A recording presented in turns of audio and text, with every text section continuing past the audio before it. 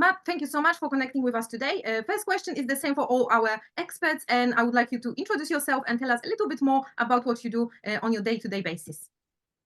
Thank you, Aggie, and thank you for letting me have a chat with you today.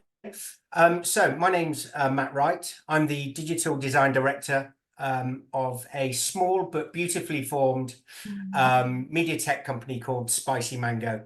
We're fortunate enough to work with some fantastic customers and clients. I'll just give you a few off the top of my head: the BBC, Channel 4, FIFA, ITV are just a number of the companies that we're currently working with. So yeah. Sounds like you are very well equipped to answer the second question, and that's another question which we will repeat and ask every expert on the panel. The question is, if website is not enough, what else matters? Yeah, great question. Really, really good question. So website, right? I've been doing this an awful long time. I trained originally as a graphic designer and moved into digital 25 odd years ago. Everything was website back then, right? Everyone wanted to get an online presence. Yeah. And that was everything, but not really, just almost having an online presence, right? Things have definitely moved on, right? But to go back to your question, your website is not enough. What matters? What else matters? For me, what matters is a conversation, right? A conversation with your customer matters. You need to have conversations. You don't just want to have that blanket kind of arbitrary, generic message, via a kind of a, your glossy, as I say, your glossy website, right? Users, their customers, they don't really want to, just read endless marketing copy. And although, I love design, right? It pains me a little bit, but again, a move away. There's no use having this beautiful, large, glossy website, right? Just endlessly talking about yourself, because it just won't resonate with your potential customers. Yes, you need to get much more, as I say, aligned to what they're thinking and what they really want.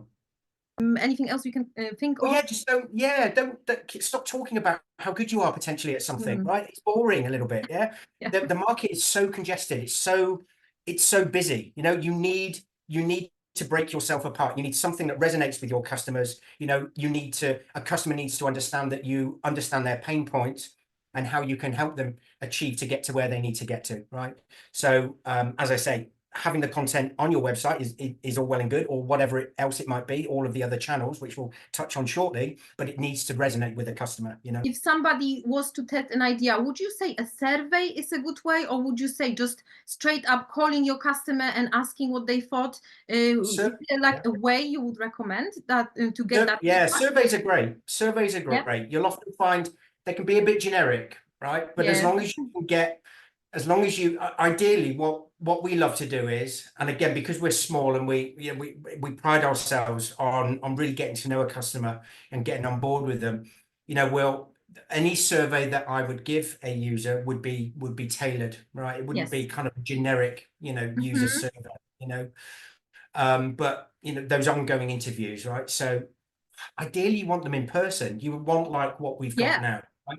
Or I want to be sat next to the person while they're showing me their issues and their, as I say, their pain points, and then we can work iteratively through, right? And again, a little note I've written here, it's an ongoing process. Yes. We iterate. It's a difficult thing sometimes for customers, that they expect something to be delivered. You don't always get it right, and it's important that you keep those conversations going. It's something that we try to work with all of our customers with regards to that ongoing piece, so that we can, keep improving. I love how it is all user-centered and sort of customer-centered. That's absolutely something I try to implement in my business. So just to round it off, one more question for you. How would you turn a follower to a subscriber, or almost a visitor to a paying customer? Is there a trick, a tip you have for us? Oh, look, right. It's about engaging content. So we do touch on this a fair bit with some of our OTT platforms, right? You might be able to offer certain gated content for free, right? That whole kind of customer acquisition flow, right? Which is obviously kind of, fairly well.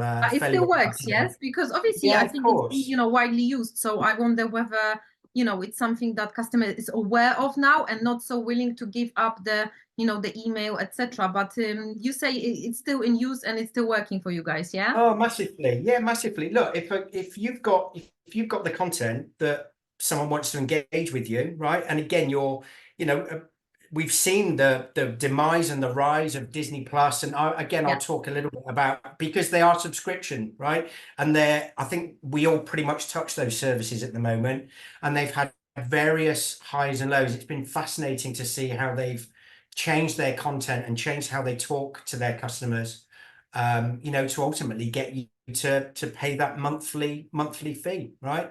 And of course, once you've adopted and you've got that trust, right, that's something else we need to work harder at. We trust Amazon, we trust Netflix now, we now probably trust Disney.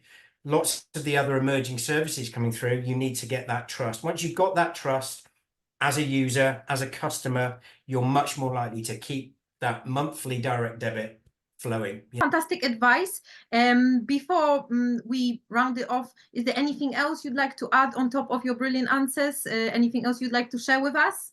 No, nothing at all. Just that I hope it's been of some use to and I think, and it's been great talking with you again as well. So yeah, no, nothing else. Matt. Thank you so much for agreeing to the interview. It's one of the first ones, so it will definitely stay in my mind for a very long time. Thank you so much. Oh, brilliant! Thank you, Aggie. And I'll stay in touch with you. Thank you.